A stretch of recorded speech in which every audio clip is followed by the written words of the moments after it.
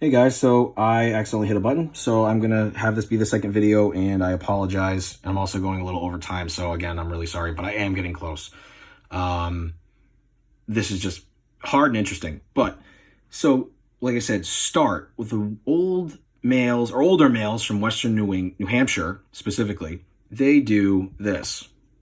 Ah, ah, ah. So they say, stat, stat, stat, stat. Whereas younger females, they go, oh, oh, oh. So start. It's more stat. This is start. Start, start. Again, Eastern New Hampshire, closer to Boston, probably explains why this is more or, and this is Western and less influenced by Boston, so it's ah. Yeah, I thought that was really cool. I just think it's important to notice that the article really puts forth that a lot of these examples come from New England's different from the country. It's different from within itself, and then different even down to a single state. So that was the vowels examples. There's a lot more, but I'm not going to go through them all. This is the consonants. So I call this the battle of the R's. There were a couple more examples, but I think this one's the most prevalent to us. So that's why I picked this one in particular. There's two kind of R's. I don't really have to go through this one. This is the dropping of the R that we talked about last week when it comes to Rhode Island, the Boston accent. I also found out through the article it's not just unique to Eastern New England. It is found a little bit in Virginia and North Carolina on a very smaller scale. But it's basically you drop the R at the end. So the example is like Worcester, the town or the city, would be called Worcester. So Worcester is Worcester. Also, you can drop the A in the middle of a word too. So like I said, start is stat. The hard A, stat. Or start. The R basically just goes away. This one I found interesting. I never really thought about this, and I definitely do it. So I guess kudos to me, or shame on me. The intrusive R. Basically, this is a play where the dropped R from the end is the dropped R is re-added at the end of a word if the next word starts with a vowel. So the example that they used was saw, like saw it, the phrase I saw it. So if you followed the rules, it'd be saw, the kind of W, we don't really go saw, it's saw. So if you pronounce it, I saw it, you add the R at the end. So saw it. It looks like this.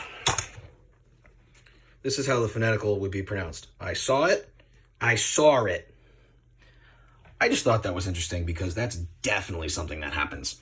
But yeah, I've kind of gone over a lot of time, but I appreciate you bearing with my technical difficulties.